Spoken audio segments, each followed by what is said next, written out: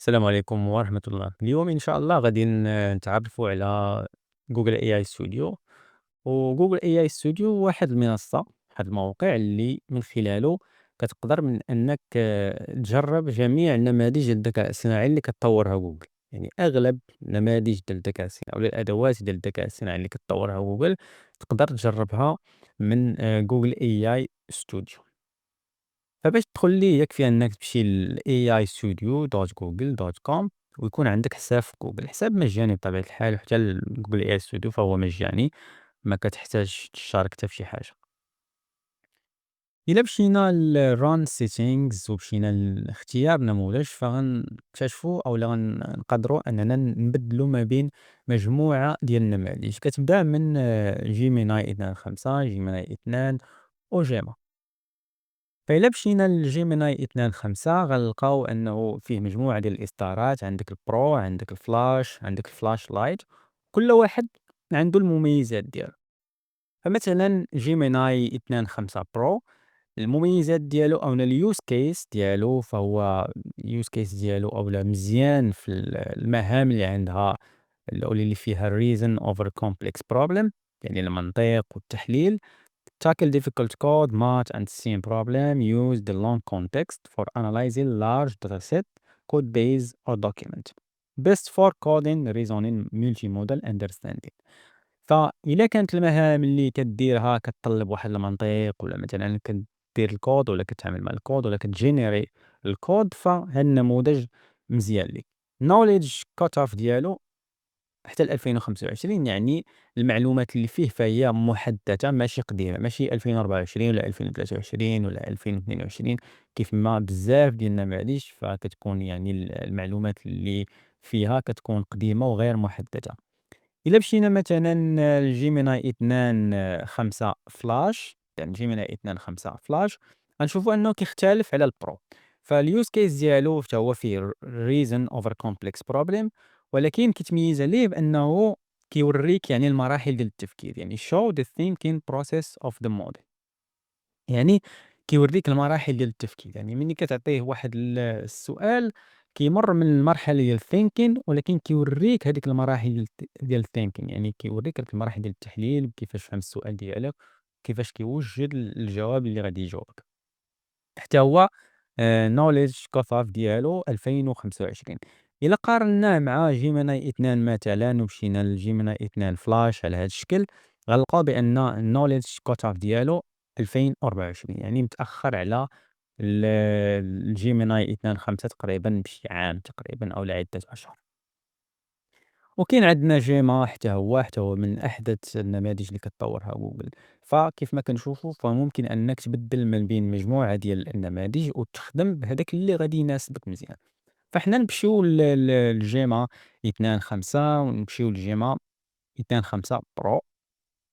على هاد الشكل هنا ممكن أننا نبداو نتفاعلوا مع جوجل AI studio ونطلبوا منه الطلبات ديالنا. مثلًا غنقول ليه صايب لي واحد الموقع، ولا قبل ما نقول ليه صايب لي واحد الموقع غنقول ليه صايب لي واحد الprompt باش نصايب واحد الموقع. لأن كل ما كانت عندك الprompt مزيانة كتوصف داك الشي اللي بغيتي، كل ما كتسهّل على الذكاء الاصطناعي أنه يدير هاديك الخدمة اللي بغيتي دير. فأنا غنقول ليه أولًا صايب لي واحد الprompt كتوصف واحد الموقع. إذا طلبت منه قلت ليه craft a prompt to create a sample HTML CSS and JavaScript for a barbershop reservation website. then غادي نعطيوه باش يجينيري لينا واحد البرومبت، وهذاك البرومبت هو اللي غنخدمو فيه. فميمكنش أنك تمشي عند الذكاء الاصطناعي تقول ليه صايب ليا موقع وصافي، لا، خاصك توصف ليه مزيان هذاك الموقع اللي بغيتي. حنا غنستعينوا بالذكاء الاصطناعي باش يوجد لينا هذاك الوصف، وهذاك الوصف من بعد نقدروا نعدلوا فيه ونديروا ليه إضافات ولا نحيدوا داك الشي اللي ما بغيناش. إذن فهذا هو الوصف ديال الموقع أو الprompt اللي غنخدموا فيه. فالprompt غادي يصايب لينا واحد الموقع بالHTML CSS والJavaScript. الموقع غيكون simple modern. إذن هذه هي الstructure ديالو، عندنا الheader، عندنا الhome section، عندنا الservices ولا الخدمات، عندنا الgallery، عندنا الbook now.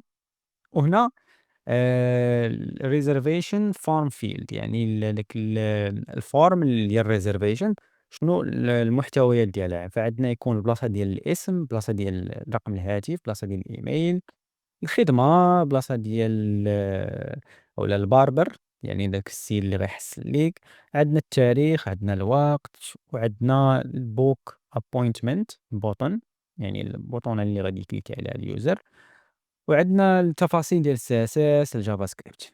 إذن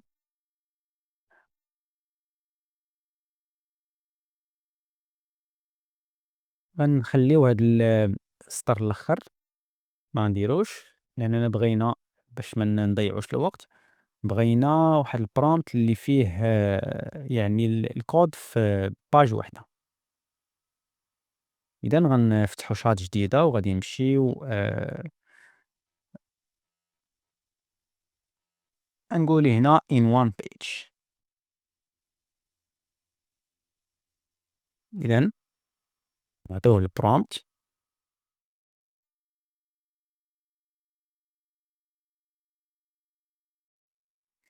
إذن فهو كيحلل الprompt ديالنا وكيفكر يعني يعني الأفضل طريقة باش يكتب لينا الكود. إذن كيف ما كنلاحظوا فهو كتب لينا الكود ديال HTML، وداخل الكود ديال HTML غيكتب لينا CSS. حنا بغينا كلشي في صفحة وحدة باش ما نضيعوش الوقت، باش ما نبقاوش نديرو الربط ما بين هاديك الصفحات. إذا هذا هو الكود ديال CSS كيف ما كنشوفوا، هذا الكود ديال HTML، ومن المفترض أنه يكون الكود ديال JavaScript لتحت. إذا هذا هو الكود ديال JavaScript كيف ما كنشوفوا. إذا هذا هو الكود غنديروا ليه داونلود على هذا الشكل، ومباشرة غنفتحوه باش تشوفوا النتيجة. النتيجة غتكون على هذا الشكل كيف ما كنشوفوا. هنا السمية علاش درنا السمية هنا، فالسمية يمكن لينا نبدلوها. نشوفوا في البرومبت فين كاينة هاد الدابر كوت. إذا الدابر كوت هنا يمكن ليك أنك تبدل هاد البرومبت هذا ودير السمية ديال ديال المحل ديالك. مثلا غنديرو يستخدم لينا واحد الثيم اللي يكون دارك.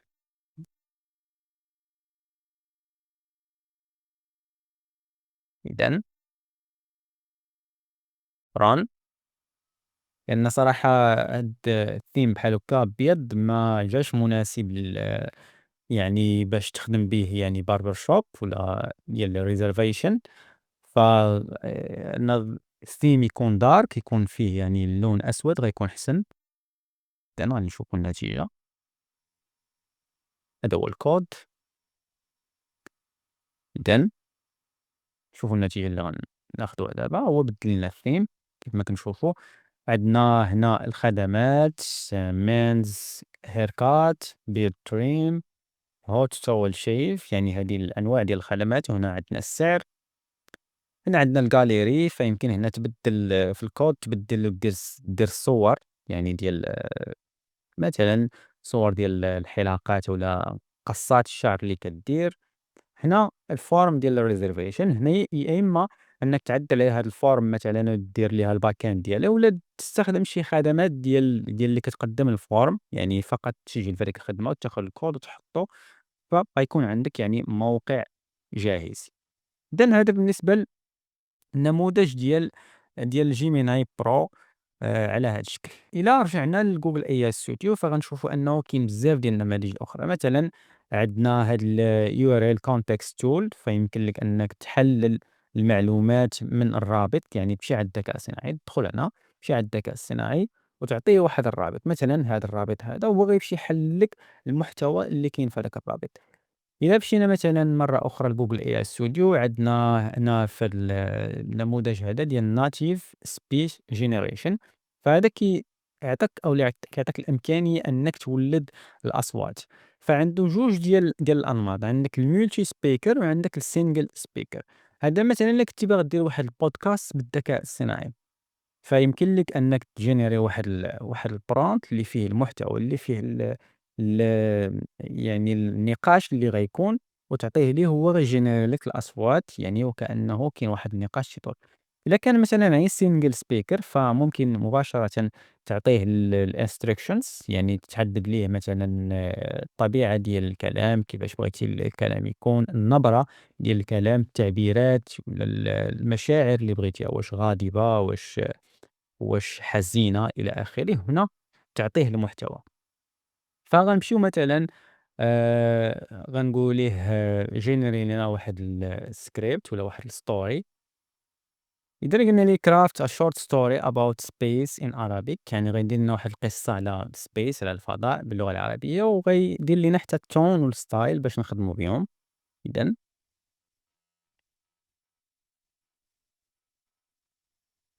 كيحلل الطلب ديالنا على هاد الشكل.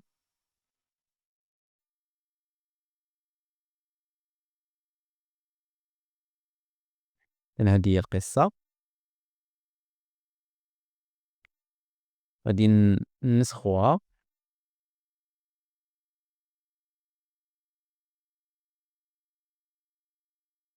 مثلًا في الtone غادي نقول ليه يعطينا الtone suggest.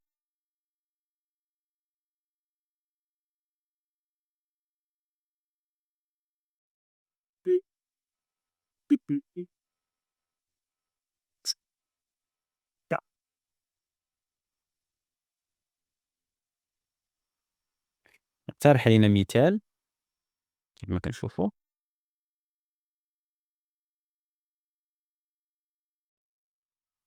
إذا هنا اقترح علينا واحد الأسلوب. إذا اقرأ بصوت هادئ ودافئ. هنا كيقترح لنا الأسلوب، مثلا غناخدو الأسلوب هذا كامل على هاد الشكل وغنحطوه هنا.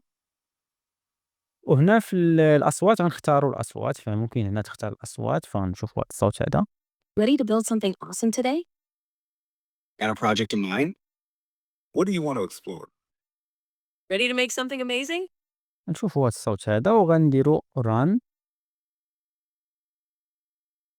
إذًا فسالة من العملية ديال إنشاء، يعني أو تحويل هاد النص إلى صوت. غنشوفو دابا النتيجة. في ركن مضيء من مجرتنا كان هناك رائد فضاء شجاع ومحبوب، لكنه لم يكن كأي رائد فضاء آخر.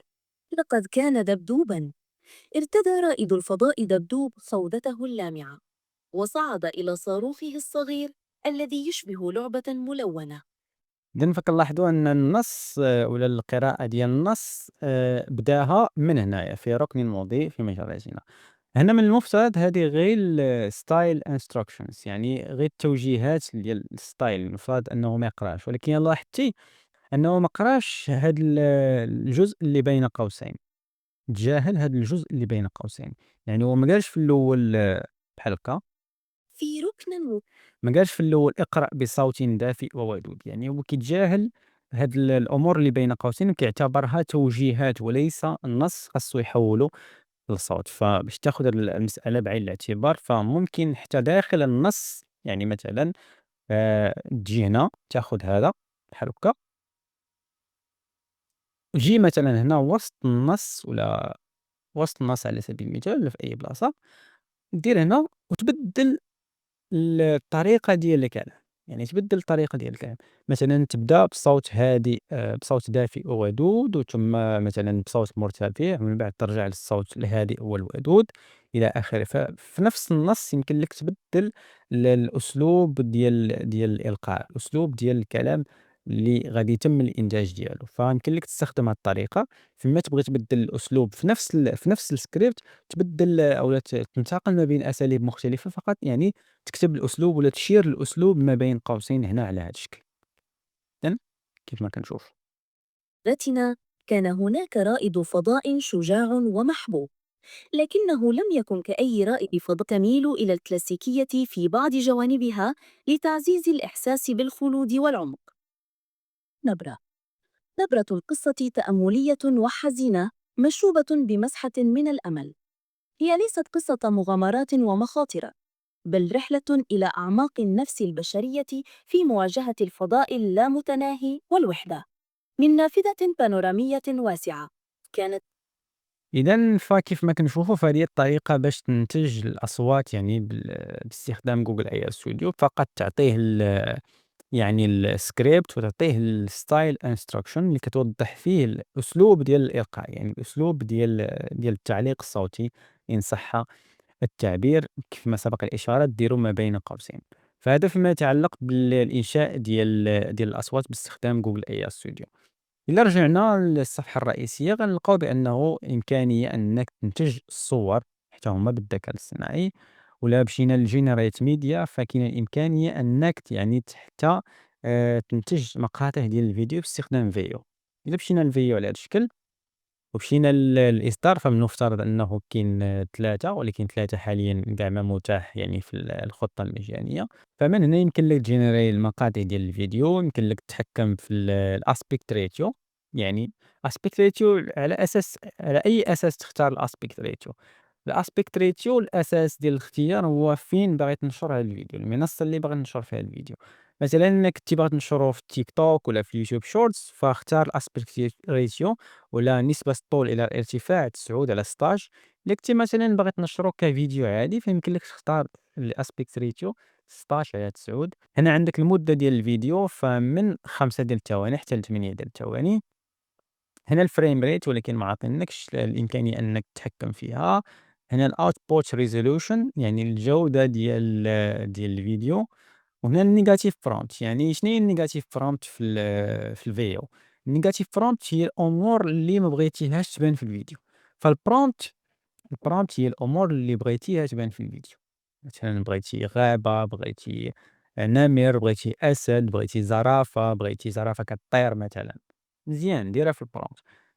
الأمور اللي ما بغيتيهاش تبان في الفيديو، مثلًا في الفيديو ما بغيتيش تبيّن على سبيل المثال شي حيوان، ما بغيتيش تبيّن الطيور، ما بغيتيش تبيّن الأفاعي مثلًا، فهنا في الnegative prompt قُل ليه ما تبيّنش هادوك العناصر.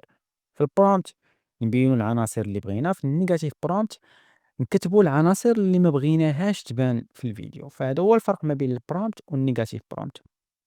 فكما كنشوفوا في جوجل اي ستوديو كيعطينا الامكانيه اننا ننتقلوا ما بين مجموعه ديال النماذج. فكاين نماذج اللي خاصه بالكود، كاين نماذج اللي كتنشئ لنا ال- المقاطع الصوتيه، كاين نماذج اللي كتنشئ لنا الصور، كاين نماذج اللي كتنشئ لنا مقاطع الفيديو، كاين نماذج اللي متميزه اكثر في المنطق. ففي مكان واحد يمكن لك انك تبدل ما بين مجموعه كبيره من النماذج. كانت هذه فقط يعني واحد النظرة سريعة على جوجل AI ستوديو. إذن شكرا.